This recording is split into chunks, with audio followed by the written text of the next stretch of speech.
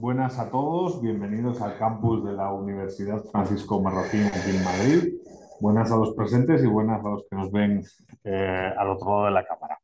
Hoy tenemos el gusto de contar aquí con don Mario Noya, gran amigo, un reputado periodista, en la actualidad director de Voz Media y una persona que, bueno, lleva muchos años involucrado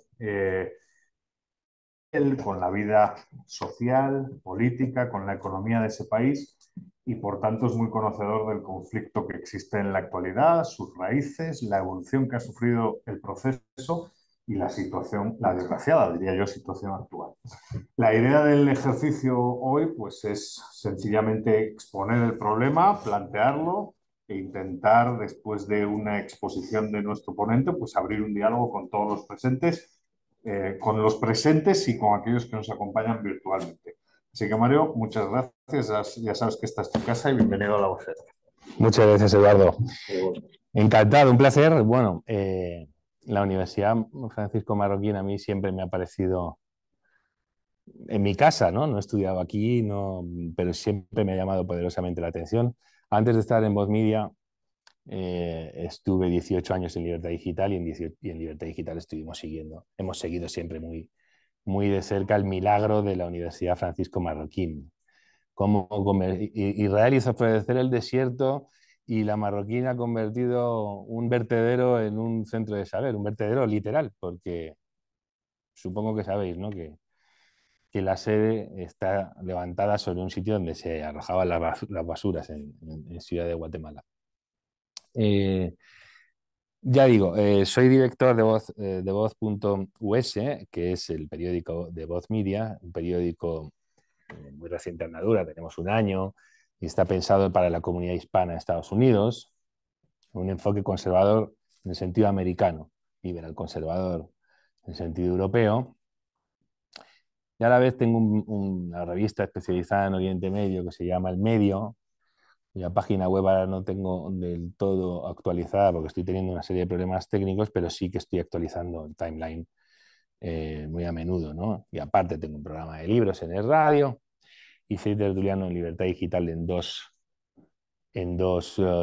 programas, el de Luis del Pino y el de Dieter Brandau.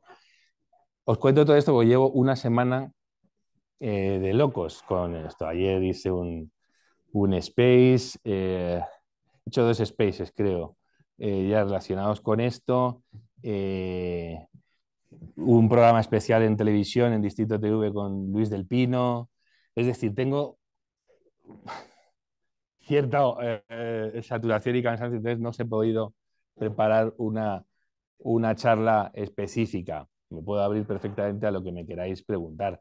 Eh, de mi vinculación a Israel, bueno, puedo deciros que la primera vez que estuve en Israel fue en 2005, un mes y medio antes de que evacuaran la franja de Gaza. Me llevaron a ver la franja y a ver cuál era la realidad sobre el terreno allí.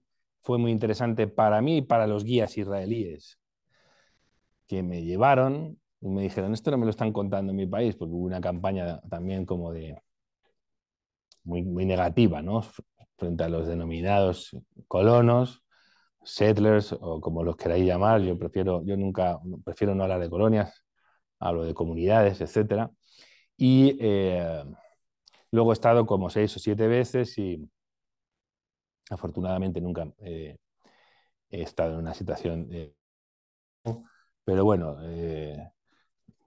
conozco bastante bien el país. He estado en el Instituto Weizmann, he estado en alguna sede central de las Fuerzas de Defensa de Israel, está en los Altos del Golán, he estado en Judea y Samaria, en comunidades de Judea y Samaria. En fin, sí que tengo una idea bastante elaborada sobre lo que sucede en Israel y en cuanto a economía. Pues también he estado en el Silicon Valley israelí, está ahí en Tel Aviv, y he podido hablar con emprendedores que han desarrollado aplicaciones muy interesantes. Cuando se habla de la Startup Nation de Israel como Startup Nation, no sé si me dijo Eduardo, había algún profesor israelí aquí, me podrá corregir si me equivoco. Eh, la gente suele pensar o vincular las Startup Nations o la Startup Nation a la tecnología más postmoderna y más de película de ciencia. Israel, muchísimas startups lo que hacen es intentar que a una chumbera se le riegue con la mínima cantidad necesaria de agua para poder ser rentable. Es todo como, son realidades muy pegadas sobre el terreno, ¿no? La primera vez que llevé a mi esposa a Israel, está allí, y ella no estaba tan familiarizada o tan fascinada con el tema, me dijo, chicos, esto es el famoso Israel, ¿no? Tiene los cables. Entonces vais a ver que no es el país más, no se dedica a la estética, no es un país que esté, no es una aldea Potemkin en nada, ¿no? Es un país que, que tiene un sentido muy pragmático y muy de vida aplicada a lo que se necesita. Entonces, efectivamente, pues en Israel, en Tel Aviv, te puedes encontrar, pues eso, con aplicaciones que detectan una alerta inmediata a una señora que se cayó en la calle y lo...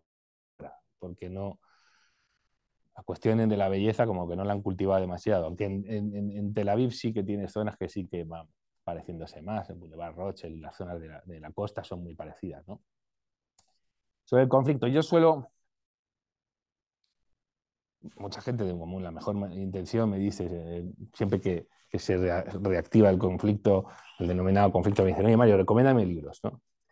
Y yo esta última vez he tenido como más reparos, ¿no? Digo, mira, si tienes has visto una racha terrorista donde ellos han presumido de hacer cautivos como te contaban en las películas de malos muy malos, ¿no? Y de violar gente y de carbonizar bebés y tal. Si necesitas libros para saber qué está pasando, me parece que estamos equivocando el tiro, ¿no? Es como si desde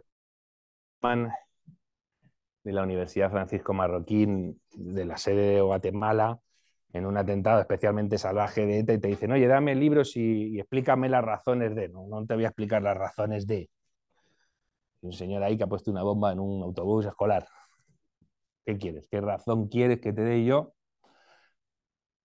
para, cuando estás esgrimiendo razones, estás un poco como justificando tu existencia, ¿no? Y de por qué no mereces ese ataque, ¿no? Por ahí no suelo querer entrar, ¿no? En cuanto a Israel, es también es un país fascinante, ellos mismos te lo dicen, ¿no? Es muy pequeño y la atención y tiene la capacidad de generar una en el resto del mundo, ¿no? He leído alguna vez que hay más corresponsales en Jerusalén que en capitales que son infinitamente más decisivas en términos reales en política, ¿no? Y, y aún así, lo que os digo, ¿no? A las primeras de cambio siempre te piden, oye, un libro, porque hay desconocimiento, que ahí se están matando, sabe todo el mundo que hay un ejército muy potente y que hay una región o un lugar como Gaza donde se vive tremendamente mal, eso lo sabe todo el mundo, pero a partir de ahí no se avanza del todo, ¿no? Gran parte de la culpa de esto la tienen los medios de comunicación, que me parece que hacen un papel repulsivo en este conflicto y que tienen las teclas manchadas de sangre, muchos de ellos, porque lo acabamos de ver con la polémica en torno al hospital. Saben perfectamente que si dices que Israel ha atacado deliberadamente un hospital y ha matado a 500 personas, de las cuales 280 son niños, que es lo que llegaron a decir, van a incendiar la calle y van a matar gente. Los de enfrente van a matar gente. Y aún así lo sigues poniendo. Los grandes medios de comunicación, además, fijaos, sucede algo que, que, que a mí me perturba como periodista. Voz Media es un periódico joven y la redacción es muy joven. Entonces, cuando saltó la primera alerta de esto, oye, Mario, están diciendo aquí que ha pasado esto, yo decía, parad. Y lo triste del todo es lo que tenía que decir. Oye, ¿qué es que dicen las grandes agencias? Dice la CNN, que dice la BBC. Espera, no, a ver qué dice Martín Tuitero. A mí se me cae la cara de vergüenza diciendo esto. Pero es que resulta que Martín Tuitero es más fiable que la BBC, que la CNN y que los grandes medios de comunicación. Martín Tuitero, no sé si le conocéis, es un tuitero, es un señor que no es periodista, que está en su casa, supongo, en pijama, supongo, muchas veces, y que lo que hace es lo que no hacemos los periodistas, que es investigar qué está pasando. Es muy difícil investigar qué está pasando en una zona en conflicto, pero hoy cada día, o cada vez es más fácil en estos tiempos. ¿Por qué? Porque hay muchísima fuente abierta a disposición de todo el mundo. Código abierto, etcétera, ¿no? Satélites, imágenes de Google View, está todo ahí. Y hay un tipo en su casa que se toma más tiempo para descifrar qué está pasando que un periodista, no que un periodista, que una agencia que tiene centenares de periodistas contratados. Bueno, y hay cosas que son alucinantes. Yo tengo amigos que han escrito notas para el Wall Street Journal y dice, oye, estoy hablando de que el ejemplo este que voy a contar me lo voy a inventar. Estoy hablando de que en España las palomitas valen 2 € y me están pidiendo los certificadores del Wall Street Journal que les demuestre que las palomitas valen.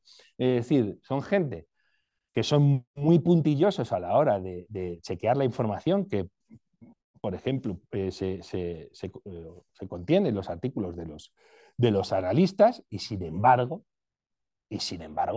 cometen la felonía de decir 500 muertos, de los que 280 son niños, sin hacer la pregunta básica de tu periodista. ¿Y esto cómo lo saben? ¿Quién se ha puesto a contar muertos? Tengo amigos en Israel ahora y tengo un amigo que es corresponsal en Ucrania y dice, en Ucrania cuando Rusia revienta un edificio de apartamentos se tiran 2 meses contando restos y cuando cuentan restos y los agrupan les salen cadáveres. Y estos a los 15 minutos ya 500 muertos, de los cuales 280 eran niños. Más repugnante y repulsivo aún me parece los que estaban deseando que pasara así, oye, a ver si es verdad que Israel ha matado a 500 niños y a ver si además decapitados para hacer oye, empate frente a lo que hicieron los que fueron deliberadamente a cazar civiles y hacer una escenificación del terror, ¿no?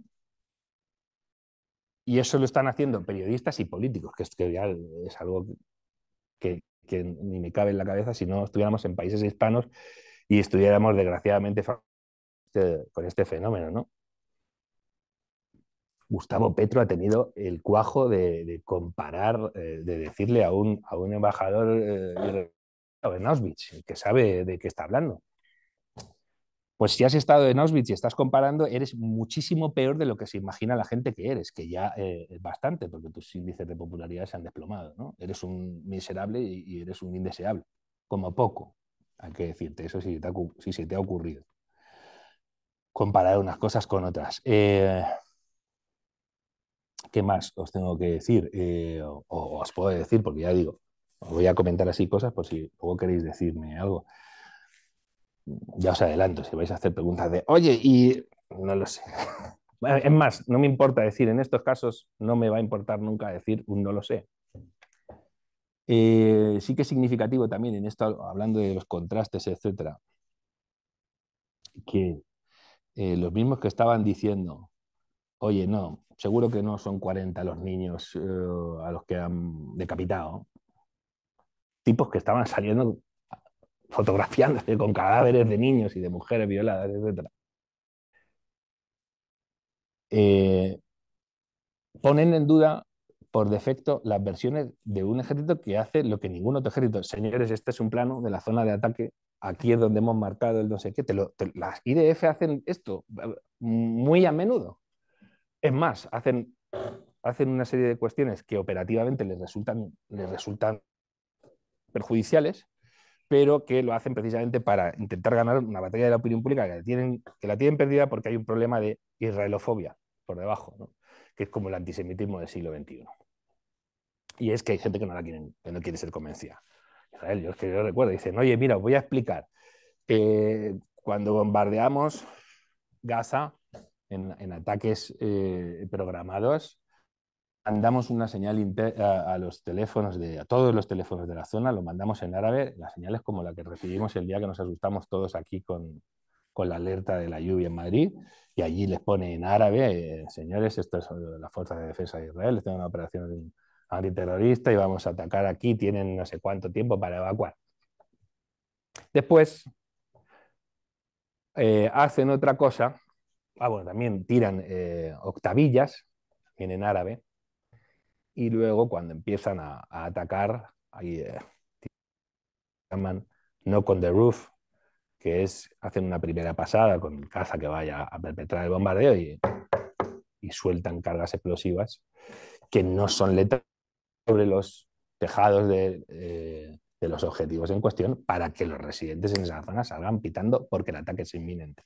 Y a los 2 minutos, a los 3 minutos se hace el ataque. Entonces, Israel no es que te cuente esto, es que te demuestra que sucede esto porque te pasa imágenes reales que se pueden chequear, que se pueden autenticar, etcétera, y las pone a disposición de todos. También ha publicado imágenes donde dice, estamos trabajando cada vez más. Si identificamos que en un edificio de 6 alturas jamás ha puesto operaciones en el cuarto, vamos a mandar un dron, localiza el sitio y a partir de ahí metemos un pepinazo súper selectivo y vuela a la 4ª planta solo. Esto lo ves, es que no es inventárselo, es... Bueno, pues con todas esas explicaciones no consiguen otra cosa que a veces cebar más, ¿no? el discurso israelófobo, ¿no? Y bueno, y estáis viendo, ¿no? Cómo se aprovecha la más mínima para incendiar las calles en 1000 sitios, no solo en Oriente Medio, ¿no? Times Square, en Berlín. Tengo un amigo en Berlín que me ha escrito espantado, dice, oye, mira, me ha mandado la foto de un edificio, la de su casa, y dice, esto lo han atacado ayer, dice, no doy crédito, estás en Berlín.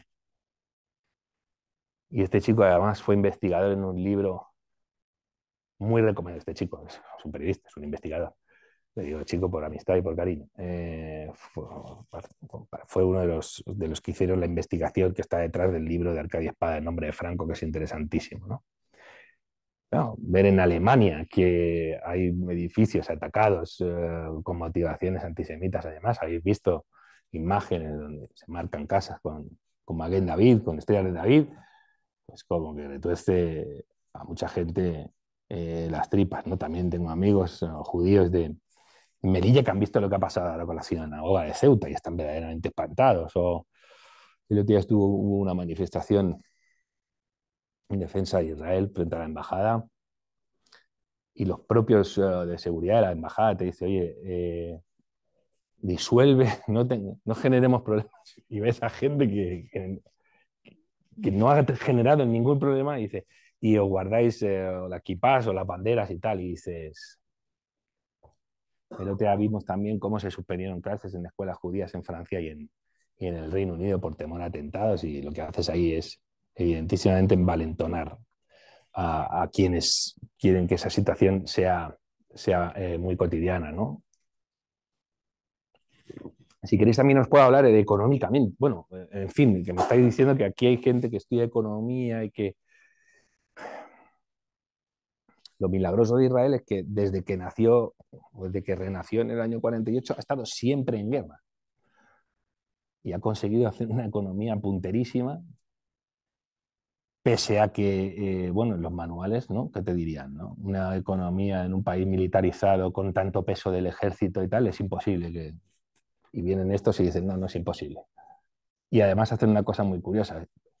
Israel probablemente no podría ser la Startup Nation sin estas fuerzas de defensa que tienen, que son punterísimas en cuestiones tecnológicas y que incitan mucho el emprendimiento, ¿no? En Israel hay una cosa que se llama Miluim, que es la reserva activa, activa de verdad. Entonces la gente cuando termina su prolongadísimo servicio militar, no recuerdo ahora si están 30 meses para los hombres, no recuerdo ahora las cifras, pero no sé si están 2 años, 3 años para los hombres, 2 años y medio para las mujeres o 2 años para las mujeres, no recuerdo la cifra exacta. Pero bueno, están siempre con los mismos compañeros y los llaman, los pueden llamar hasta los 45 años y de repente dicen, oye, te vamos a convocar, necesito que estés un mes con nosotros y tal, el Estado se encarga de pagar la nómina y están muy al día. El ejército de Israel depende de la reserva, es un ejército de reservistas, es la nación en armas, por otro lado. Por eso le hace tanto daño un ataque sorpresa como el del otro día, porque necesita activar a todos, movilizar a 300.000, pero los tiene que movilizar. Y aunque el país sea pequeño, lo tiene que movilizar. Digo, en Israel, por ejemplo, sucede esto, que en las compañías de Miluim hay gente que puede ser alto ejecutivo de un banco y un tendero. Y es como parecido en esto a las cuadrillas del País Vasco, pero siguen juntos toda la vida. Y si hay uno ahí que de repente emprende, el ejército le dice, a ver, esto suena bien. Mira, pues si te consigues financiación por 50, yo te doy 200 y te abro la puerta a los demás. Es como muy, incita mucho a hacer eso. Y además es una relación, el ejército, donde las jerarquías no son tan rígidas como el ejército normal. Entonces, permiten que haya mucho juego y que tú con los comandantes puedas discutir, etcétera, y esto sale adelante, ¿no? Fijaos, no sé si habéis, sí, claro, habéis oído hablar del Iron Dome, ¿no? Del escudo defensivo de Israel. Pues esto surgió así. Y además tienen otra cosa que es admirable y que el resto, en buena parte del mundo, no se considera admirable, sino ridiculizable, y así nos va. En España hablas mal inglés y ¿qué pasa? Todo el mundo se ríe de ti hasta que tengas 850 años, ¿no? De ti y de tus hijos. Mira, este es el que dice people en vez de people, ¿no? Bueno, pues a ellos no les da vergüenza. Y, por ejemplo, hablando inglés, hablan con unos acentos, se tiran para atrás, pero ya digo, son muy prácticos, ¿no? Entonces, en este tipo de, con el Iron Dome, de repente un tipo dijo, creo que fue, sí, en la invasión, perdón, en la guerra del Líbano de 2006, cuando Israel se queda absolutamente sorprendida de que Hezbollah le pueda meter esos petardazos al norte del país, con con tantos misiles que llegaran al territorio israelí. Y uno de estos dijo, oye, ¿y si generamos una gigantesca malla que retuviera los cohetes? La gente haría esto. Mira, este aquí, un idiota me ha dicho que tienda una malla. Bueno, pues resulta que en el ejército dijeron, oye, pues esto tiene buena pinta, investigalo, a ver a dónde nos lleva esto. Y consiguieron hacer este sistema. Después de pasar unas pruebas que también eran como de película de humor, si no fuera la situación tan trágica. Hay un momento en que van a probar el prototipo, funciona. ¿Qué pasa? Y las mediciones, y había gente allí, claro, imaginaos, gente del Technion y tal. Israel tiene las mejores universidades científicas del mundo, ¿no? Junto con algunas chinas y norteamericanas y tal. Y dice, ¿por qué no funciona? No funciona. Dice, nada, no, vamos a cancelar el proyecto y tal. Y uno de este equipo que estaban diseñándolo conocía, creo recordar, esto es fácilmente chequeable en Google, al ministro de Defensa de aquel momento, que era un sindicalista que se llama Amir Pérez, creo recordar, del Partido Laborista, y le conocía del Milwin y le dijo, oye, Amir, dame una más, que es que seguro que sale. Oye, seguro que es que de verdad estamos haciendo aquí un papelón y me van a matar a mí también por tu culpa. Y se dieron cuenta de que habían empalmado mal un cable.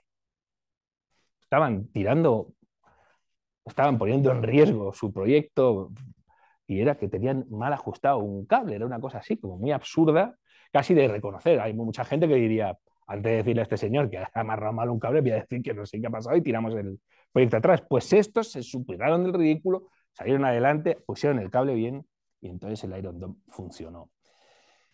Eh, el Iron Dome es para los proyectiles de distancia. Para los que son más, que tienen una trayectoria más corta, Israel tiene un sistema que creo que se llama Arrow y es parecido también. Arrow, que es flecha y es parecido, también sirve para disolver.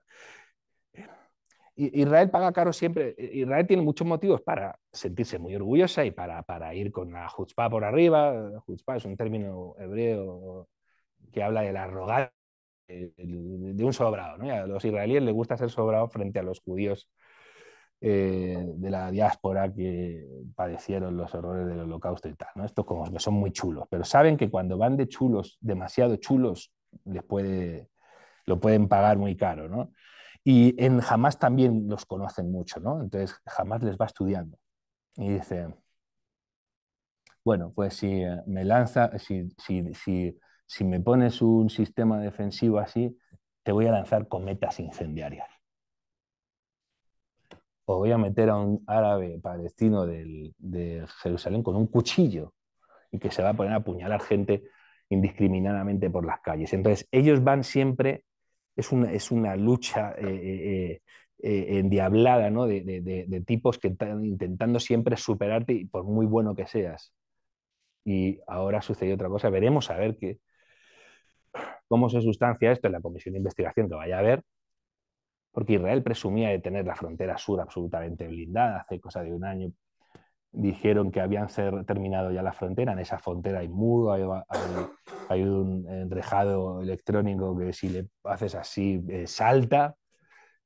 Y el año pasado lo que hicieron fue hundir el muro de manera subterránea para que no pudieran excavar túneles. Es decir, lo tenían como todo muy, muy bien planeado. ¿Y qué ha pasado?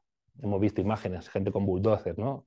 Tirando abajo una valla, y encima se ha visto que se enteraron muy tarde. No solo que hubiera pocos soldados, sino que se enteraron muy tarde. Y entonces está hablando de la posibilidad de que jamás hubiera perpetrado un ciberataque de primerísimo nivel. Veremos a ver, ya digo, yo ahí no puedo ver qué ha sucedido, pero esto a Israel probablemente también lo haya desconcentrado, o sea, descolocado mucho. Por eso es lo que estoy diciendo, porque a veces van como muy sobrados, tienen muy motivos para exhibir sus éxitos y de repente vienen los otros y los bajan de la nube enseguida, ¿no? Además es un país con mucha mentalidad de fuerte, de que estamos asediados y que no podemos permitirnos ninguna, ¿no? Es más, luego también tienen pensados los refugios y los sistemas de defensa para una invasión aérea o lo que sea, ¿no? Si tú vas a Israel, es un edificio decrépito y y de repente ves una caja de hormigón fuera. ¿Qué es eso? Es la habitación, es el búnker defensivo. Están obligados a tener en las casas una habitación segura, etcétera. Lo visteis, no sé si lo habéis visto en Gaza, perdón, en la frontera, que había esos refugios, que a veces son pues una casita de concreto o de cemento, de hormigón, y que está pensada para bombardeos, no para que te venga un tipo, abra la puerta y tire una granada. No sé si visteis ese vídeo escalofriante. Se habían refugiado muchos chicos del Festival de Música, tiraron una granada, mataron a todos. No a todos. Uno ve cómo tiran la granada, no sé si habéis visto ese vídeo, él sale y de repente 5 o 6 alimañas lo están acribillando a balazos, ¿no? Esto, ya digo, muy, Se muy está quedando interesante trabado mi teléfono. ¿no? En cuanto a al tejido social, a la composición también de Israel, también algo, ¿no? Es como un milagro, ¿no? Que Israel haya conseguido hacer un país de gente con tantísimas diferencias, ¿no? Gente que más odia a Israel suele decir que son europeos pelirrojos que un día se aburrieron y dijeron, vámonos al desierto a matar árabes. Que vayan a Israel. Muy frecuentemente no sabes distinguir un judío de un árabe porque son iguales. La demográfica de los judíos de Israel son procedentes de Irak, de Siria, del Yemen, de Marruecos, y que son los llamados allí Mizrahim o Sefaradim o como lo queráis llamar, son mayoría.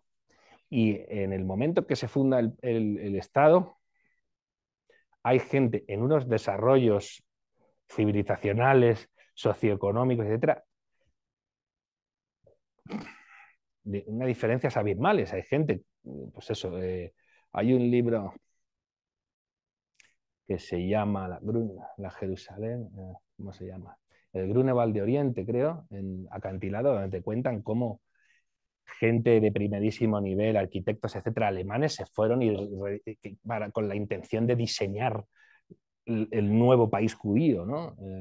Y cómo crearon, de hecho, en Jerusalén zonas con una planilla alemana muy racional, etcétera, ¿no? Y a la vez te encuentras a los Beta Israel, que también los llaman judíos falasa, que son etíopes, y que vivieron muchísimo tiempo muy aislados, muy sometidos a ostracismo en Egipto, y además hubo casi problemas. Las autoridades religiosas tenían sus dudas sobre si admitirlos como judíos porque tenían unos conocimientos del judaísmo talmúdico muy limitados, ¿no? Y el judaísmo talmúdico más que torácico, por decirlo así. Entre los judíos egipcios había algunos que, o se cuenta por lo menos en la leyenda, de que pedían que los llevaran a Jerusalén a ver el templo. El templo. Voy a enseñar una pared de lo que fue el templo. que es el Muro de los Lamentos, ¿no? Que ni siquiera fue el templo, que era la muralla exterior del templo, ¿no? Y han conseguido hacer todo eso, ya digo, siempre en guerra, económicamente han conseguido abandonar el socialismo que les dejó vivir con cantidad de racionamiento, una economía horrorosa, a ser ahora una economía entera. Y con todo esto que estoy diciendo, jamás en ningún momento han suspendido elecciones o han declarado la suspensión de la democracia, ¿no? Han seguido ahí durante en todo momento, han asumido, han tenido retos migratorios de asumir de una tirada a centenares de miles de judíos procedentes de 1000 sitios que no hablan hebreo. Muchos de los que viven fuera no hablan hebreo, lo tienen que aprender allí. Bueno, pues está muy demostrado que en las adversidades se crecen y que han conseguido hacer un experimento harto interesante. ¿Qué sucede? Tienen el reto de la normalidad. Ellos quieren ser normales y quieren que haya gente joven en un desierto, en una rave, haciendo lo que hace la gente joven en una rave. Y ven que no va a ser posible. A mí nunca se me va a olvidar, lo cito siempre mucho, Ehud Olmert, que fue un primer ministro israelí, el que hizo la oferta más generosa, si le queréis llamar así, a los palestinos, porque le concedía el 98% del territorio de Cisjordania, Judea y Samaria, incluida Jerusalén, incluidas zonas zonas que son lugares santos para los judíos. Este tipo salió un día diciendo, estamos cansados de luchar, no queremos luchar más, ya, se acabó, vamos, la mano, lo que queráis. Y enseguida redoblaron los ataques suicidas en Hamas, ¿no? Los ataques más sangrientos. Entonces son mensajes como que les han calado a fuego a la sociedad israelí, que era una sociedad muy, muy laborista, muy, muy izquierdista, y donde ahora la izquierda está muy desaparecida, o lo que llaman ahí izquierda es un centro liberal.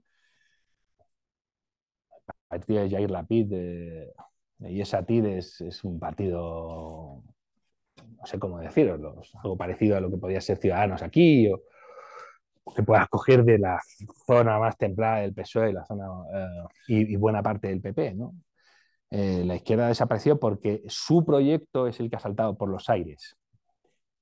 El que evacúa Gaza es Ariel Sharon, que es tenido por un alcohol, ¿no? Gente súper mano dura, lo que aplicó fue el programa laborista. Los laboristas dijeron, mirad, ahora mismo no tenemos interlocutor enfrente, lo mejor que podemos hacer es separarnos, cada uno que haga su vida, y además, como no nos separemos, vamos a poner en peligro la mayoría demográfica judía porque estos son muchos. Y entonces Ariel Sharon, que fue uno de los grandes defensores de los israelíes residentes en Gaza, que tomaron con gran dolor que fuera Ariel Sharon el que los abandonara, se va de Gaza. 2005 no deja ni un soldado, no deja absolutamente nada, ni un soldado, ni un colono, nada. Dejaron, sí, fue además, fueron cosas especialmente traumáticas para muchos israelíes de la zona, porque había viajeros, etcétera, y los judíos a la muerte le tienen gran respeto, tuvieron que sacar cadáveres judíos de los cementerios de allí y como detalle, como gesto de buena voluntad, les dejaron una serie de invernaderos incluso los edificios de las sinagogas, por si querían hacer ahí casas de Abraham o centros culturales, lo que sea, y en los invernaderos que los aprovecharan. Gaza, que es minúscula, perdón, sí, Gaza, que es minúscula en comparación con lo que es Israel, etcétera, era una potencia agrícola para Israel, y dejaron allí Y lo primero que hicieron, además creo que consiguieron capital de mecenas judíos y tal para permitirles que se mantuviera esa actividad ahí. La reacción, levantar los invernaderos, arrasarlos y tirar abajo las sinagogas, porque ellos siempre lo han dicho, ¿no? Nosotros no tenemos nada que hablar con Israel, nosotros tenemos en la carta fundacional, en nuestra carta fundacional, un pasaje donde hacemos hablar a las rocas, a las piedras, que dicen, oh Mohamed, ven y libérame de este judío que tengo detrás. Judío, no dice de este israelí. Pues, jamás dicen, no tenemos nada que hablar con ellos. Palestina es un Waqf islámico, no un Waqf es como una heredad, y dicen, no es nuestra, no es de ningún jefe de Estado, no es de ningún gobernante, nadie puede renunciar a ella, nadie puede enajenarla, esto es del Islam para las generaciones que vengan, ¿no? Entonces, nosotros no tenemos absolutamente nada que hablar. De ahí el grito que se escucha en las manifestaciones de Palestina vencerá desde el río hasta el mar, porque dicen que Palestina, la parte, lo que quieren para sí es el territorio que comprende desde el río Jordán hasta el Mediterráneo, es decir, donde se asienta ahora Israel. No quieren dejar absolutamente nada frente a lo que se supone que ha accedido a reconocer al Fatah y la OLP en los acuerdos de Oslo, que es, bueno, generemos aquí dos estados y vemos cómo se puede convivir aquí, ¿no? Jamás eso no lo acepta, ni lo va a aceptar. Y además, como que se impone constitucionalmente que no se pueda llegar a ese acuerdo, ¿no?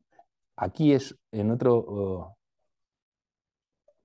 Y por cierto, se explica que Israel haya sido parcialmente pillado por sorpresa. Digo, se explica parcialmente porque ha habido mucho interés por parte de las élites israelíes en decir, mira, estos dicen esto, pero luego son como todo el mundo y pueden negociar. Vamos a gestionar el día a día con ellos. No se puede hacer una solución, pero sí se puede vivir. Vamos a ver, venga. Y de hecho Israel acababa de dar 17.000 permisos de trabajo para gazatíes para que pudieran trabajar en Israel. Creo que estaban incrementando el número de camiones de ayuda que llegaban a la franja, los suministros de agua, luz, electricidad, etcétera, vienen de Israel, etcétera, ¿no? Entonces, ellos estaban haciendo como una diplomacia blanda, de decir, venga, vale, no hace falta que nos reunamos, hablamos con Egipto y que esto se normalice. Y ellos se confiaron y pensaron que con Hamas se podía llegar a un arreglo como se llegaba con Arafat. Eso, por cierto, les debió de servir de prevención. Que Arafat es el que desencadena la indescriptiblemente sanguinaria y cruel segunda intifada. Y pues mira, les ha fallado, ¿no? Fijaos, además, se apoyaban en lo que estaba sucediendo el año pasado. No sé si os acordáis, hubo también otro episodio de lanzamiento de misiles desde Gaza, y ahí fue cuando más gente empezó a oír hablar de la yihad islámica palestina. Decían, esta vez no es Hamas, es la yihad islámica palestina. Y mucha gente decía, ¿qué hace Hamas? ¿Y por qué está tan callada? Y entonces algunos decían, bueno, es que la yihad islámica palestina y Hamas comparten patrón, a lo mejor que es Irán. O sea, a lo mejor esta vez le ha dicho Irán a yihad islámica palestina, dales tú, los otros que se estén quietos, y veremos qué sucede, ¿no? Entonces Israel pensaba que Hamas estaba intentando contener a Yihad Islámica y gestionar o microgestionar un poquito el día a día de los palestinos que viven en Gaza, que viven una vida de mierda, en líneas generales, ¿no? Y ahora, pues hay gente, creo que fue Luttwak, un analista interesante en Angert, en la revista Angert, creo, pero ahora ya me falla un poco. Creo que fue el que dijo, les han engañado totalmente. Es decir, jamás les hizo pensar así, si tú créete que estoy en esto de la gobernabilidad, que mientras tanto te voy a preparar el ataque más devastador que puedas haber imaginado. Porque además esto incluía, y por eso, claro, esto tiene sentido, esto que se está diciendo, de que ha habido un escenario de taquilla, ¿no? De gran ocultación, y es... Eh,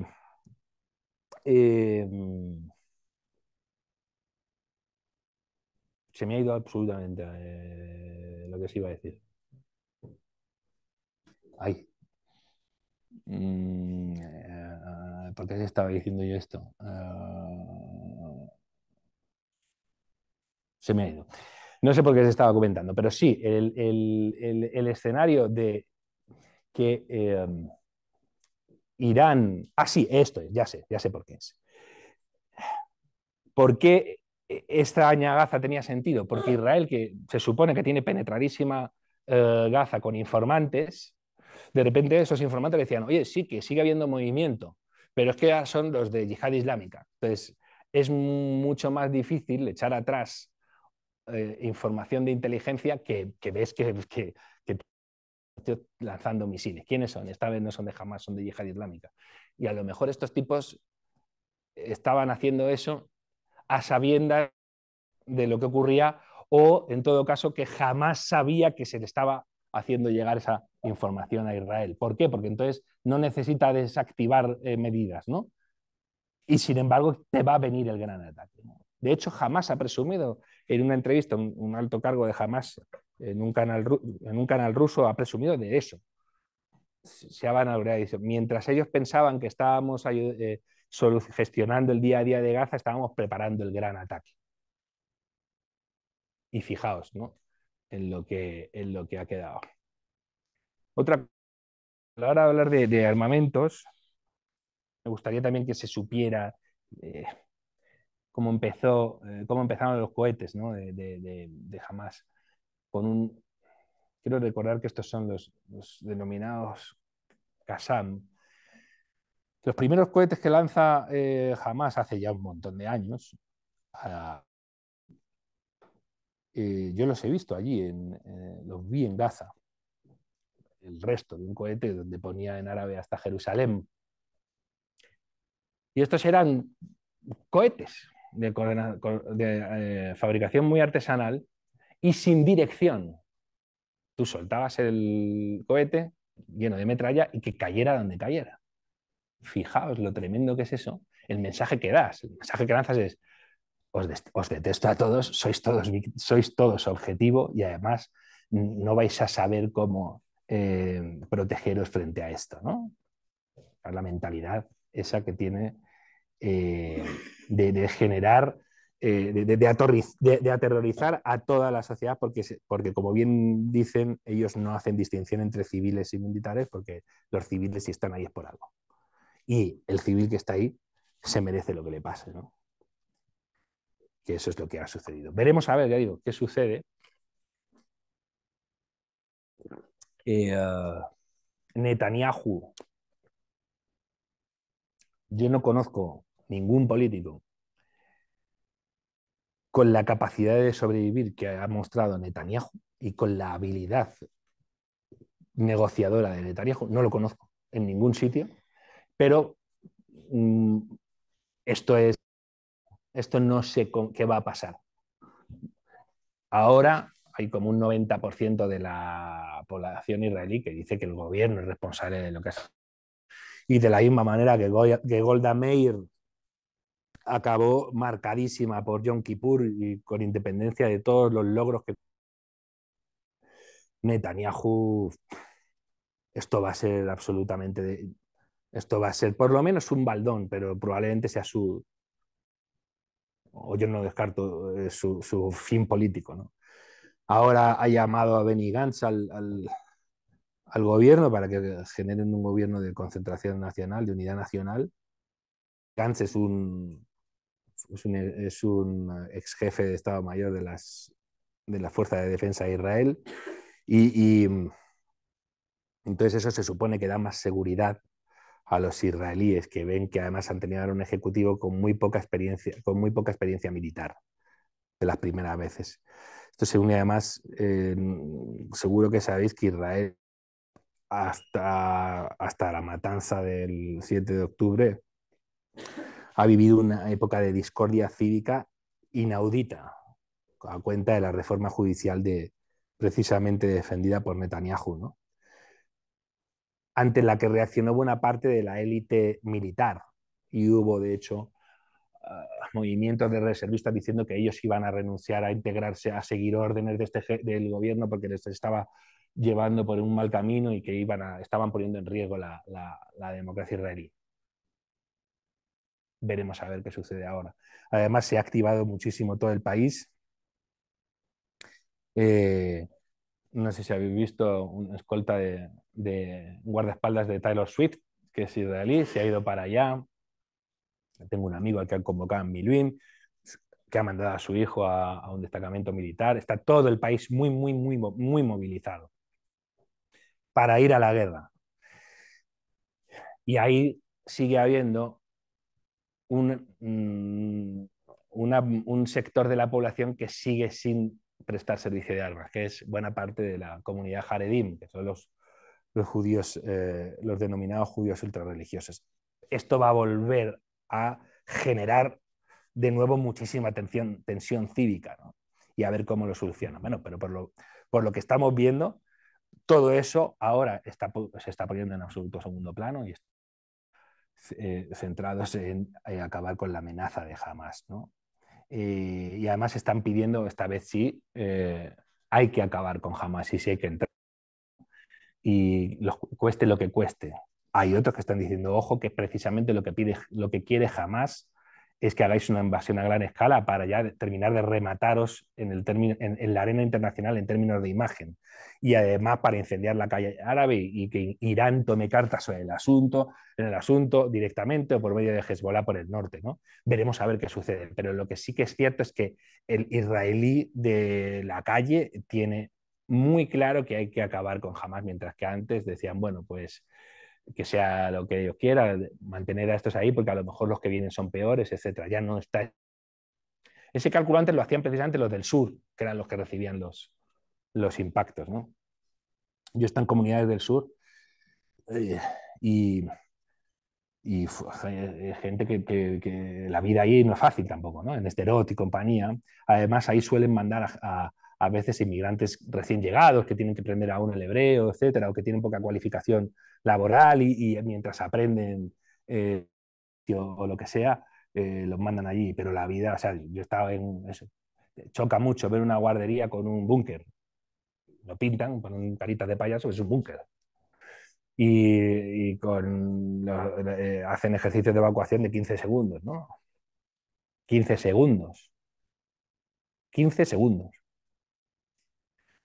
El otro día decía una corresponsal israelí, vamos, es una periodista israelí que vive allí, es de origen uruguayo, se llama Hannah Beris, y dice, tengo amigos en la frontera, en Kibbutz, cerca de la frontera, y dice que incluso cuando van a ducharse o van a hacer el amor, piensan esto, oye, me va a dar tiempo, que tengo 15 segundos para tal. Mucha gente antes decían, fijaos, qué exagerados los israelíes. Sí, efectivamente, les lanzan miles de proyectiles, pero no matan a nadie. Y nos mandan vídeos de, corre, que tengo 15 segundos. Volver a decirles eso ahora a los israelíes. Y luego incluir alguna vez en la ecuación el hecho de que Iron Dome de 5.000 misiles en una salva, en una ronda, en una guerra, elimina 4.000 o 3.000. Los otros 2.000 o caen en campo abierto o caen en Gaza. O caen en Gaza. Que explica también acontecimientos como lo del hospital, que aún no sabemos qué ha pasado. Hay gente que dice, tiene toda la pinta de que es un proyectil de pésima fabricación, otros que tuvo un problema el propio proyectil y reventó, y al caer en el parking fue cuando generó esto. Veremos a ver qué sucede. Lo que sí tenemos ya claro es que no fue un ataque indiscriminado, que no mató a 500. Hoy estoy leyendo ahora la prensa francesa, decía, hay un rango entre 50 y 200 muertos. ¿Pero cómo que entre 50 y 200 muertos? ¿Pero por qué no cerráis el periódico de una puta vez cada vez que habláis de entre 50 y 200 muertos? Porque demostráis que no sabéis qué hay ahí. Y que hay un tipo que se está diciendo que evidentemente no se ha puesto a contar cabezas. ¿Cómo que entre 50 y 200 muertos? ¿Entre 50 y 200 muertos? Y luego veremos a ver si son 3, si son 700, no se sabe.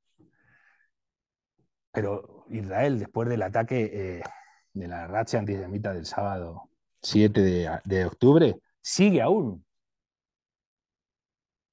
contando y viendo, a ver, y de repente te dicen, oye, que los secuestrados son 199, están diciendo aún hoy, oye, que sube el número de secuestrados, oye, que el número de los que murieron aquí, claro, Imaginaos cómo quedaron ciertos cuerpos que no recuerdo ahora, no sé si hay, no quiero, por eso, mirarlo después, pero no sé si hay 199 que no saben qué es ese amasijo de carne.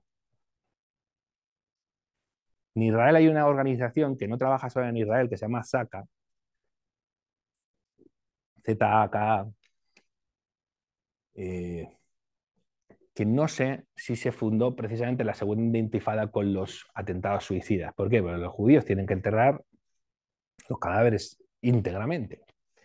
Y cuando revienta un cuerpo, pues es mucho más difícil enterrarlo como mandan los cánones religiosos. Entonces, esta organización de gente que se dedica a recopilar trozos de cadáver o a identificar cadáveres que no están, que es difícil porque están desfigurados, ¿no?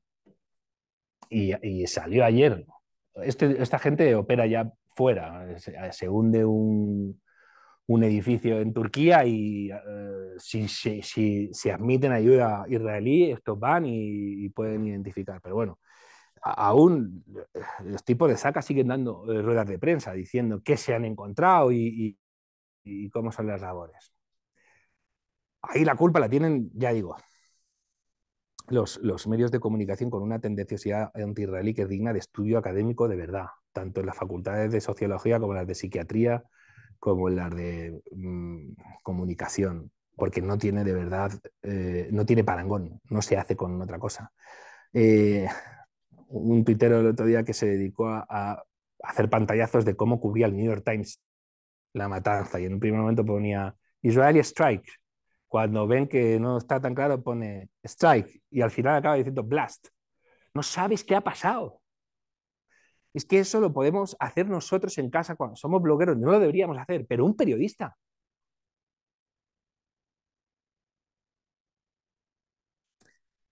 Yo de, en Libertad Digital Televisión, con el gran Dieter Brandau, estábamos maquillando para entrar al informativo, apareció por el pasillo el gran Juan Pablo Polvorinos, que es el jefe informativo de radio, y habíamos metido la pata en algo, no sé en qué. Y Dieter le dijo, oye, Juan Pablo, ven, ¿tú eres consciente de que lo único que tenemos es credibilidad? Que nos crea. Y además no lo estaba haciendo para hacerle de menos, sino para decir, hay que elevar todas las salvaguardas y poner mil ojos en lo que decimos. Y si tenemos que esperar 3 días, 3 minutos, 3 horas a dar algo, esperamos. Nosotros no estamos en la lucha del clic y del a ver qué dicen estos, pues ahora con más razón. Los medios de comunicación estamos diciendo, la sociedad cada vez nos respeta menos y además ya nadie paga por un periódico, cuando es tan importante que haya un tipo que se dedique a decantar y a filtrar la información y a desechar lo que no es fiable, a discernir lo que es fiable de lo que no lo es, etc. Para eso estamos nosotros. Ah, sí, estamos para eso nosotros. Cualquiera lo diría después de los papelones que hemos hecho en la pandemia y del papelón que estamos haciendo ahora. Y ese tipo de reflexiones a mí me gustaría también eso, trasladárselos a estudiantes, a gente que se quiera dedicar a estos y también al desprecio con el que de los periodistas aficionados, por decirlo así, o de los payamas, ¿os acordáis de esa? Había una página que fue buenísima, sigue existiendo, creo que ahora se llama PJ Media, ¿no? Payamas Media, ¿no? Y son tipos buenísimos, eh, que muchos de ellos empezaron no siendo periodistas y la prensa mainstream en Estados Unidos los despreciaba con gente que está en casa en pijama. Bueno, pues la gente que está en casa en pijama nos está dando unas lecciones tremendas que no queremos aprender muchas veces, ¿no? Y estamos viendo además los sesgos tan fuertes de los verificadores de datos, de los fact-chequeadores, etcétera, ¿no? Y eso es infinitamente grave, porque hoy en día los políticos cada vez deciden más cosas O sea, el Estado omnipotente está ahora, ¿no? Que es el que te regula la dieta. Han prohibido la purpurina. Han prohibido la purpurina, no sé si me explico. Han prohibido la purpurina, porque Greta llora, si no. Bien, pues cuando los políticos se meten en todas esas, la fiscalización tiene que ser extrema, precisamente porque están hablando por nuestro bien y porque el debate público se tiene que basar en... Bueno, pues si no les corregimos con hechos y decir, oye, ¿tú por qué has prohibido la purpurina? ¿En serio mañana se muere Greta si mi hija va a ponerse purpurina en tal? ¿Seguro que el planeta se acaba mañana? Si nosotros no les vamos a dar las herramientas de fiabilidad para eso, es peligrosísimo, porque la verdad cae al suelo. La ciencia, la ciencia. Si ahora vas a un médico y no te fías de él, ¿dónde acabas? ¿En manos de un chamán otra vez? ¿En manos de un curandero? Entonces hay mucha gente que dice entre los científicos, esto es espantoso lo que estamos haciendo, porque en el momento que nos pongan en duda todo lo que digamos, los estragos van a ser salvajes. Imagínate que la gente ahora deja de... No me acuerdo de... Esto ha pasado alguna vez en el Ganges, ¿no? Vas al Ganges y dices, oye, que esto está contaminado, que no bebáis, que es que os morís, de verdad, que os morís si bebéis de aquí agua. Si te pillan que es mentira en una relacionada, ya beben agua y se van a morir. Porque es verdad que el agua está contaminada y que la ciencia dice que, pero como tú has utilizado tu autoridad para colar ideología en vez de ciencia, vas a provocar estragos, porque la gente ya no sabe, no va a saber qué distinguir. Igual con los periodistas alternativos, que algunos cometen salvajadas también. ¿Qué pasa? Que encima no tienen muchísimo impacto, muchísima influencia, muchísima fuerza, porque ven que los medios mainstream no son fiables. Y si en las básicas no te creen, luego en las más pequeñas va a ser muy difícil. Yo ayer tenía este discurso pesimista en un space que hicimos sobre desinformación a cuenta de la crisis del hospital en Twitter y alguien me decía, bueno, no, pero hay que ser optimista porque precisamente aquí en las redes hemos generado tantísima presión que los medios han tenido que recular. Dice, es decir, somos 1000 hormiguitas que a veces conseguimos. Y dices, tienes razón porque está Elon Musk. Porque mañana vas a seguir teniendo razón y como Elon Musk diga que no, ya me aburro, se lo dejo a los de antes, tú ya no estás. Tu vocecita esa que le dice al fact-chequeador, eres un miserable, ya no está. Así que ahí tenemos un desafío de primerísimo nivel. Yo creo que me estoy pegando aquí un speech que no veas. ¿No? Si queréis... Hay preguntas, hay un montón. Preguntas hay un montón. Pues oye, cuando me digáis, yo cierro el pico Venga, pues un aplauso. y me hacéis preguntas.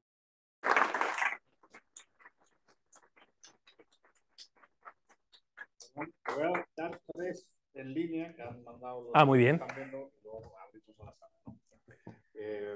Hay un comentario de Donaldo Ruiz que dice que pareciera que estos últimos eventos son movimientos de una partida de ajedrez que inició en 1948. Es un comentario, ¿no? Pero ahora, luego hay dos preguntas. Una de Leonel Morales, por saludarle. ¿Qué tan probable es el involucramiento de otros países árabes o no, como Líbano, Irán, China o Rusia? Y una segunda pregunta de Adriana. ¿Países árabes? ¿China? China, es Líbano, Irán, China o Rusia. Y luego Adriana Peralta, que dice, manda otra pregunta también muy interesante, ¿por qué los medios de comunicación, que lo has tocado más o menos ahora, ¿no? Bueno, quizás sea ideológica, tienen israelofobia y no hamasfobia? Ya tienes dos preguntas. Que no lo sé, ya sabéis. Mira, hay una cosa que es, hay una anécdota que es especialmente espantosa, ¿no? Que, a ver si me acuerdo, porque me parece que me la voy a tener que inventar. Hablaban de un cartel de la Alemania nazi que decía prohibir el paso a mujeres, no, prohibir el paso a judíos y hombres en bicicleta. Y la gente decía, ¿y por qué hombres en bicicleta?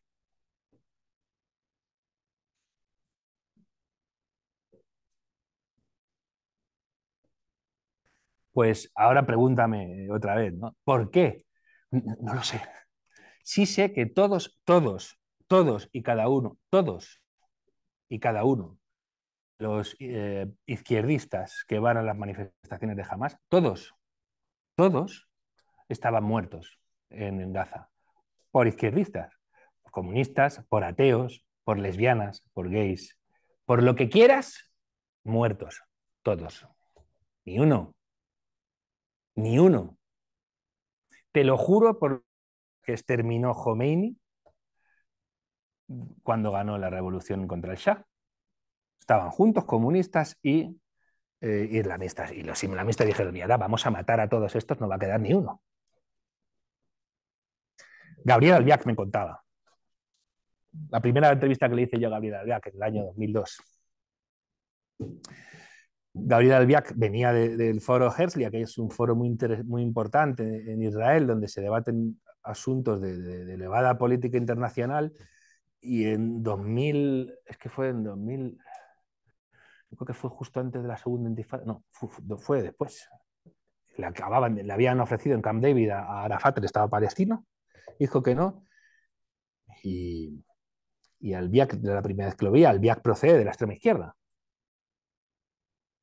Y yo le decía a Albiac, explícame por qué la izquierda tiene este odio al único Estado que ha practicado el socialismo sin matar a nadie y de una manera exitosa, Israel, el país de los kibbutz, país fundado por ateos. Ben Gurión, Golda Meir, se tiraron 30 años con gobierno interrumpido. ¿Me puedes explicar por qué les tienen tanto asco? Las mujeres y los hombres, una igualdad. Primera ministra en los años 70. Y te dice, no lo sé. Dice, lo que sé es esto que yo les he dicho a mis amigos. Oye, ¿sabéis que en todos estos países que defendéis por acción o por omisión estaríais muertos? El otro día salió, habéis visto habéis visto las banderas de Queers for Palestine y tal, ¿no? Y decía uno, estos son chickens for Kentucky Fried Chicken, ¿no?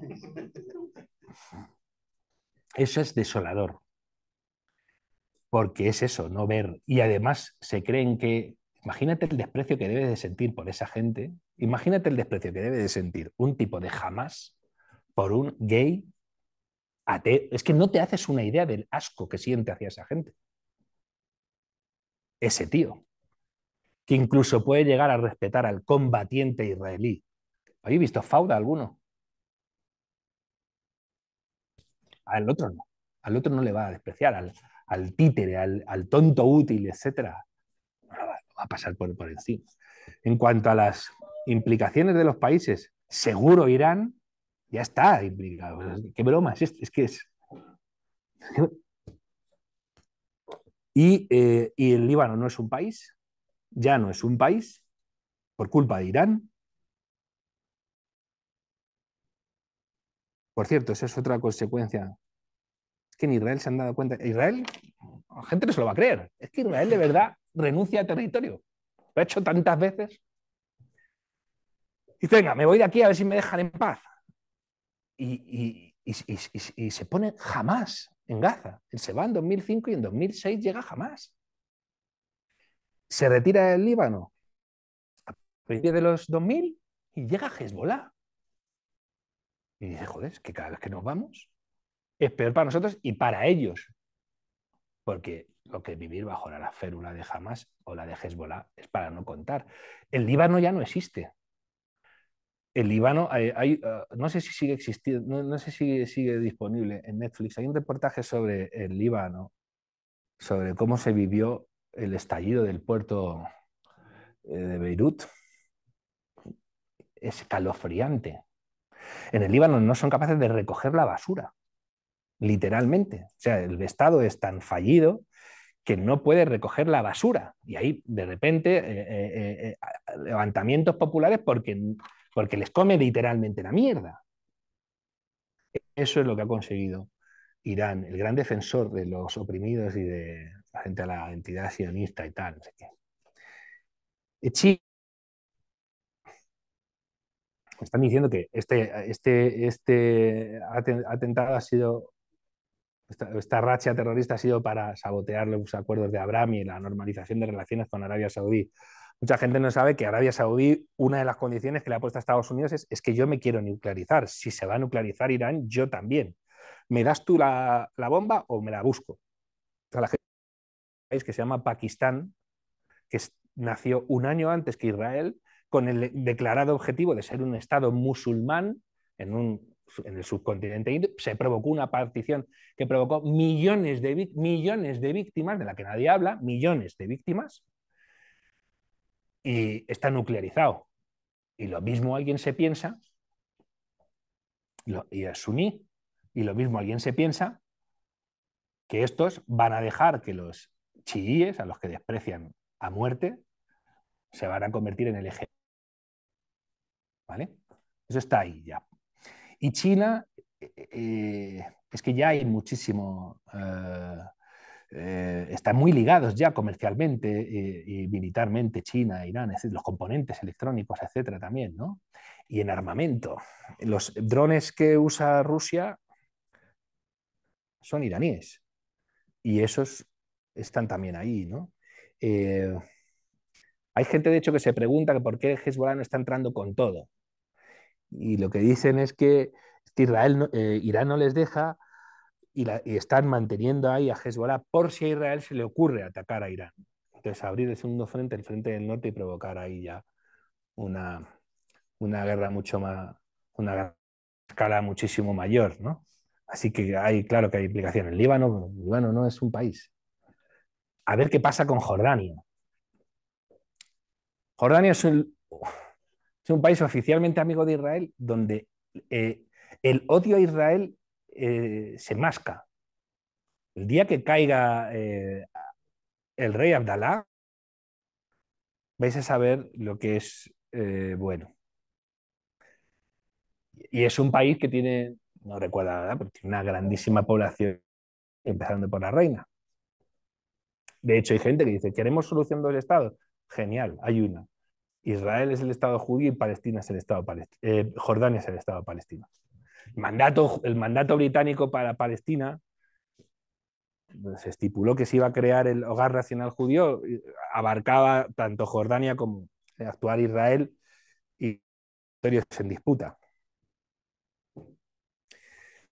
No sé si se podría llegar a eso. Lo propuso una vez, lo propuso Arafat ya, generar ahí una especie de confederación entre los territorios gestionados por la autoridad palestina en Judea y Samaria, la margen occidental, o Cisjordania y Jordania. Pero en este tipo de cosas a Abdalá le hacen entrar en pánico. Y no sé si le habéis oído ahora, diciendo que él no está dispuesto a admitir ni un palestino. Porque sabe la que tiene encima. Y la calle jordana es súper islamista. Los hermanos musulmanes son muy poderosos allí. Y el terrorismo más salvaje, en alguna medida, o sea, buena parte, algunos de los grandes terroristas islámicos de las últimas épocas son jordanos. Al-Zarqawi, que fue el Musab Abu al-Zarqawi, que este fue este fue el gran referente del Estado Islámico. Cuando se ocupó Irak y vimos esos atentados espantosos, eran de estos, eran de la gente de Al-Zarqawi, que además este era el que entraba hacía atentados salvajísimos contra las mezquitas chiíes y tal, hubo algunos que fueron brutales, y eso le llevaba a tener problemas con Bin Laden, porque creo que Bin Laden, en la familia de la madre, había alguien o procedía de un entorno chií o algo así. Este era más bruto aún, ¿no? Y luego viene el Estado Islámico. Siempre hay uno que es más bruto. Al final dices, no, es peor. Sí, sí puede ser. Egipto, la situación de Egipto sí que es delicada. También ha salido eh, eh, el presidente Sisi diciendo que no acogía a ninguno y que si deja entrar en el Sinaí a los palestinos, eso es una guerra en Egipto. El Sisi está ahí porque ha exterminado a la hermandad musulmana. Jamás es una rama, la rama Palestina, de la hermandad musulmana. Pero a la vez ha habido mucha tensión con Israel últimamente. Y yo cuando se produjo la matanza del sábado, a mí me sorprendió muy, muy negativamente ver la prensa egipcia en inglés, porque las imágenes, las primeras imágenes que salieron de los chicos de la rave corriendo, estos hijos de Satán las titulaban diciendo eh, colonos israelíes salen huyendo de los combatientes de Hamas y tal. Por cierto, hay una empanada mental entre los periodistas. A veces es ignorancia, otra es gran mala, es mala fe. La gente que vive en Esderot no es colona. O sea, yo te doy que quieras hablar de colonos. No, los que viven en Esderot viven en el Israel reconocido internacionalmente. Ese territorio no es objeto de disputa, no es Gaza. Y se han hecho cosas. Yo tengo un amigo en el mundo que se llama Saleh Mergui, vive en Israel, es judío. Y le hacen firmar una noticia donde pone los colonos de Esderot. Y yo, pero, oye, ¿pero cómo habéis puesto este titular? ¿Cómo le habéis puesto a Sale Mergui este titular?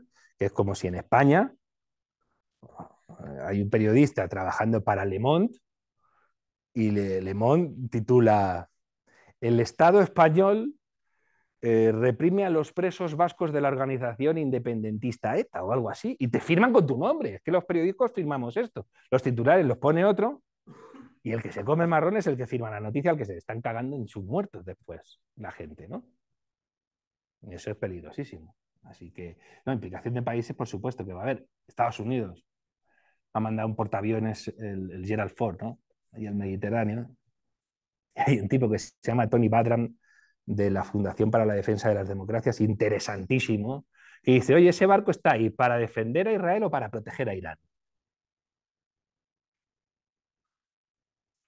Porque al que estás untando de pasta de una manera infame, 16.000 millones de dólares es a Irán, para que siga adelante con su programa nuclear. Irán, que es el que dice que va a aniquilar al Estado de Israel, que es un cáncer que hay que extirpar.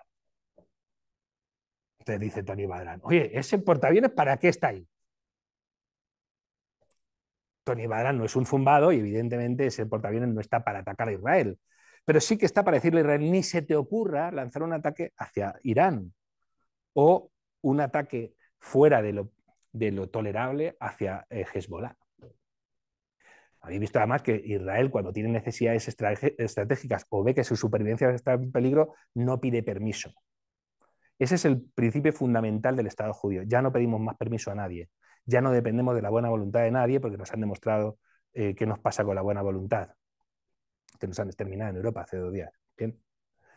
Entonces, por ejemplo, Israel se entera de que Adolf Eichmann está en Argentina.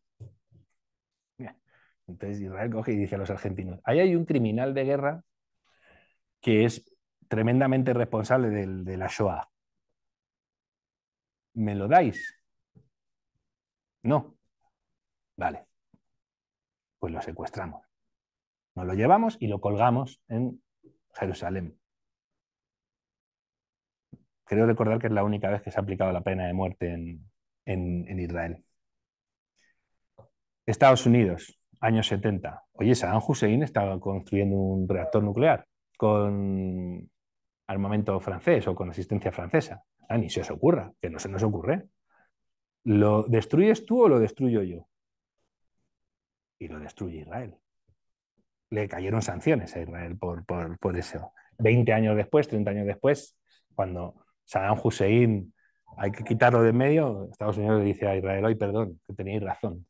Ya, que yo no puedo permitirme un tenéis razón, porque es que resulta que estos me exterminan. Lo hicieron también bombardeando en el año 2007, creo recordar, unas instalaciones en Siria que también estaban destinadas a un proyecto nuclear, probablemente con asistencia norcoreana y tal, ¿no? Así que, claro, por supuesto, que hay ahí. Lo que pasa que, bueno, lo de siempre, ya digo, Israel nunca va a pedir a nadie que le salve. Israel va a atacar él, Israel va a gestionar él sus asuntos. Israel puede contar ahí con alguna intervención, pero nunca va a ser Esa es la gran diferencia entre Israel y todos los demás países, incluido a veces Ucrania, ¿no? Israel dice, no, no, yo ya no me quedo en manos de nadie. Esto lo hago yo, con mis soldados. No hay soldados desplegados de Estados Unidos en Israel. Un montón en Alemania, en Corea, en Japón. No hay ninguno en Israel porque Israel no consiente eso. Israel lucha él y no deja que luchen por él. A veces traga, pero cada vez menos porque ve que no le rinde. En la guerra del Golfo del 91, Saddam Hussein se pone a lanzar misiles contra Tel Aviv, los famosos misiles Scud, y Estados Unidos prohíbe a Israel defenderse. Y él decía, es que es alucinante lo que se me pide y encima luego no se me compensa. Y los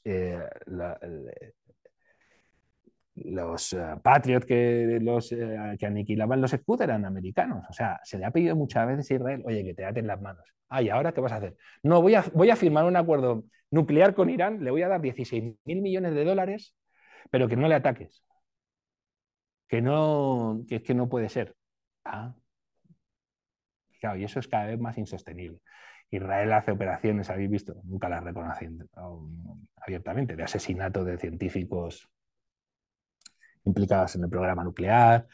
Una vez, y eso sí que es raro que lo hiciera, publicó cómo había conseguido entrar en uno de los grandes centros de investigación del programa nuclear iraní y salió Netanyahu con una ristra de archivos de lo que había conseguido, etc. Pero de estas cosas no suele presumir, igual que no ha reconocido nunca oficialmente que tiene bombas atómicas, ¿no? Hemos publicado hoy un artículo en Voz Media. Es una carta a los que gritan Free Palestine. Es de un israelí de origen y de argentino, creo recordar, donde hace ese recordatorio también. Oye, a alguno de estos se le ha olvidado que tenemos armas nucleares. Si alguno piensa perpetrar un segundo holocausto aquí, ahora que somos esos 6 millones que se aniquilaron de judíos y que estamos concentraditos, que está eso ahí, pues si a alguien se le ha olvidado. Y si la amenaza es existencial, veremos a ver en qué para todo. Evidentemente Israel no va a permitir que Irán lance un primer misil ni nada que se le parezca a un misil con armamento nuclear o que haga un ataque sucio, una bomba sucia o algo así. Que esa es otra que veremos a ver cuando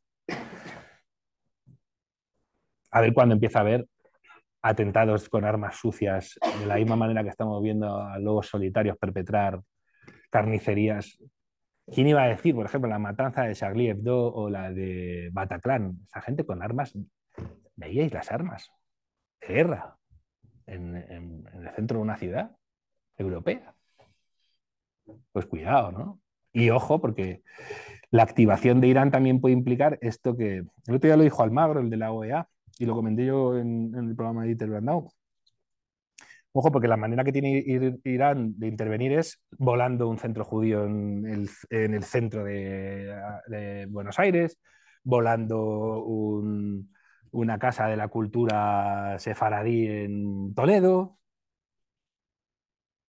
Y lo peor de todo es que muchas veces al terrorismo palestino eso le ha rentado. El terrorismo palestino perpetró una matanza de judíos en Múnich 30 años después de la Shoah. Y el tipo que estaba ahí, cortando el bacalao, era Yasser Arafat, que luego fue Premio Nobel de la Paz. Se habla muy poco siempre de lo que fueron los acuerdos de Oslo. Los acuerdos de Oslo los negoció sobre todo Simón Pérez con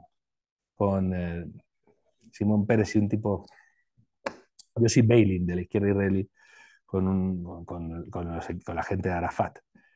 Y Rabin se dio cuenta, fue al final, no fue un proyecto de Rabin. Por eso el Nobel es para Arafat, Pérez y Rabin. Pero Arafat tenía tanto desprecio por el criminal ese que, le, que se dice que le dijo a Pérez, si yo le doy la mano, tú se la das. A mí no me vas a hacer quedarme solo en esto, ¿no? Hay un documental israelí, yo creo que sí que está traducido al inglés, que se habla de esa relación de amor-odio entre Rabin y Pérez, que nunca se ha mencionado, ¿no? En fin, ¿qué más? ¿Más preguntas? Una más, el público aquí. Yo lanzo una y si no se va. Que dentro de Gaza, mucha gente está teniendo muchas dudas de hasta qué punto jamás es representativo o no de la población, ¿no? Porque dirían, bueno, durante siglos lo que ha hecho una potencia más fuerte es quita al gobierno que no le gusta y pone uno que sea más amistoso. Bueno, no digo que Israel tenga capacidad de hacer eso, ¿no? Pero hay otra alternativa política dentro de Gaza.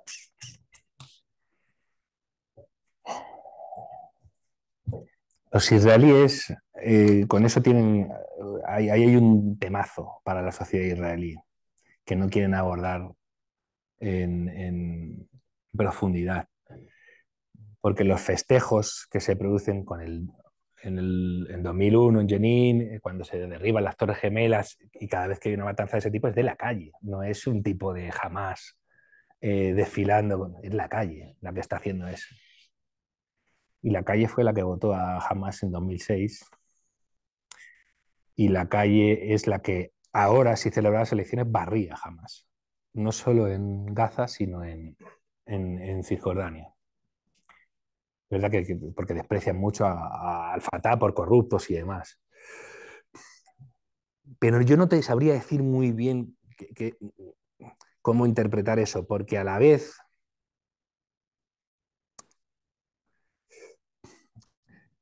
las encuestas ahí son confusas, pero hay veces que si les preguntas sobre, oye, y para una solución de dos estados, cada vez tiene menos peso, pero, o sea, cuando preguntas, haces preguntas políticas o lees encuestas políticas, con preguntas políticas, a la sociedad palestina ves que choca con lo que ves en la calle, pero no se sabe, o sea, es que luego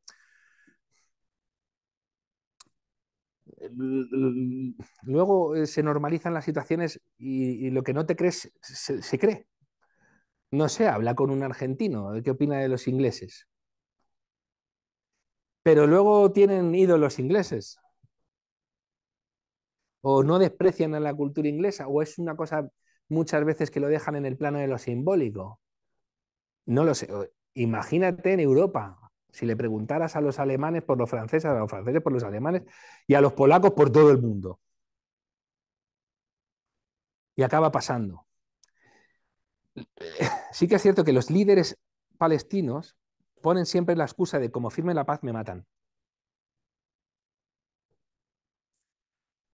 Y a lo mejor era verdad, pero no sé si el hecho de que te mate va a ser una fiesta nacional para todos los palestinos, pero el problema es que no hace falta que sean todos.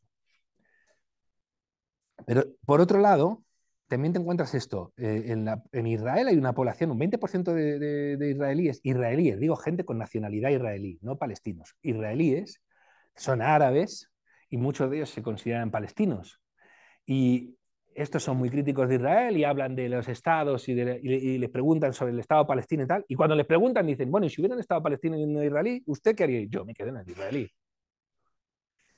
Ha habido políticos nacionalistas israelíes como Víctor Lieberman, por ejemplo, este ha propuesto a veces mover la línea. Siempre se habla de, cuando se habla de volver a la frontera del 67, dice con ajustes fronterizos.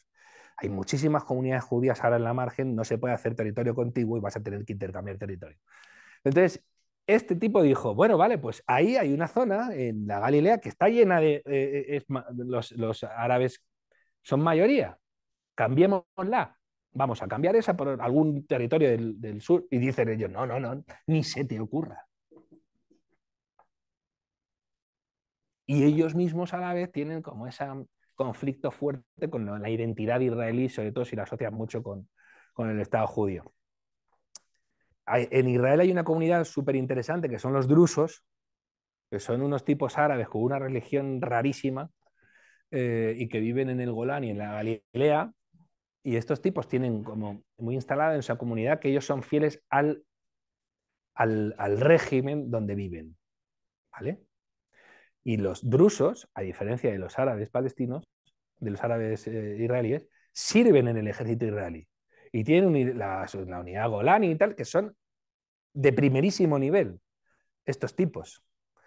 Hace poco se pasó una ley de nacionalidad israelí donde se hacía un especial énfasis en la judeidad de Israel y a estos les llevaron los demonios con eso. Pero son súper leales y a la vez sus primos de Siria son súper defensores del régimen de Bashar al-Assad. Y estos mismos, a Israel, cuando hubo la guerra civil siria y el Estado Islámico entró hacia el Golán, estos pedían a Israel que entraran y que invadiera de parte de Assad, porque estaban vigilando los intereses de los suyos, ¿no? Entonces, yo creo que en una situación de hecho consumado se conseguiría hacer, pero para eso es necesaria la derrota del irredentismo palestino. Si no se ven derrotados, siempre van a decir, coño, es que a lo mejor es verdad que podemos acabar con ellos. Y hay mucha gente que dice, bueno, mucha gente no, pero hay algunos analistas importantes que dicen, esto no se va a solucionar hasta que en la dirigencia palestina, tanto en Hamas como en la autoridad palestina, entiendan que no van a ganar. Y de hecho, lo que hay que hacer es derrotarlos y que acaben como los nazis alemanes y como el régimen imperial japonés. Y a partir de ahí se podrá hacer algo. Si no, complicado. Yo he hablado con los famosos colonos en, en, en comunidades, en comunidades ahí en Judea y Samaria hace 4 años. Y ellos te dicen, yo me llevo de maravilla con los árabes. Porque además muchos de estos te dicen, los israelíes no ven a los en Tel Aviv, han oído hablar de los palestinos, pero no los ven, no viven con ellos. Yo vivo con ellos, trabajo con ellos. A veces estoy en sus tierras y tengo relaciones comerciales con ellos. En mi polígono industrial trabajo con palestinos, no con árabes israelíes, con palestinos. Estos de derechas, más de derechas que el grifo del agua fría, y te dicen, y levántame el muro que a mí me perjudica y yo quiero llevarme bien con ellos. Ellos tienen mucha relación porque viven juntos. Ahora bien, también te cuentan los acontecimientos espantosos, ¿no? Y esto me dijo un alcalde de Ofet Revivi, el alcalde de Frat, me dijo un día, nosotros estamos aquí enfrente, a 300 metros, tenemos una comunidad palestina. Y yo tendí los conductos del agua y demás, y les dije, oye, si queréis uniros a la toma, por nosotros bien.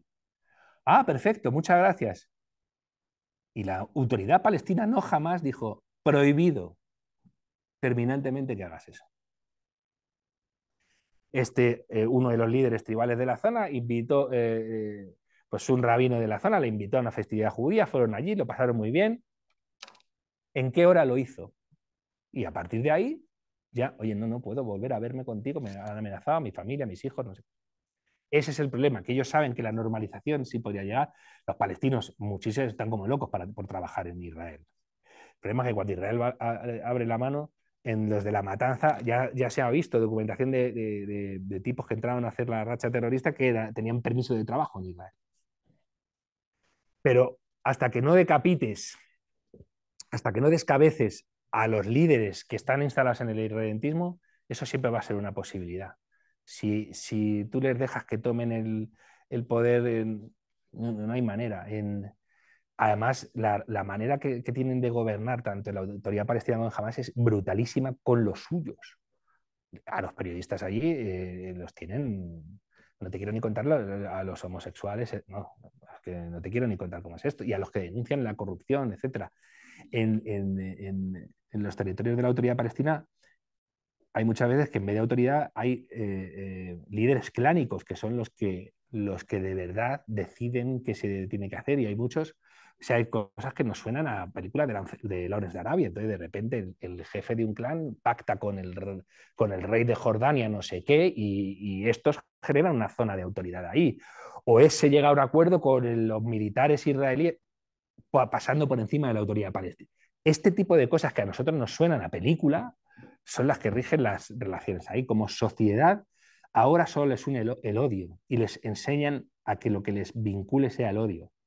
Israel, el vínculo de Israel, el vínculo del sionismo no es voy a matar a todos los árabes del mundo, mientras que el vínculo palestino es vamos a matar a esos.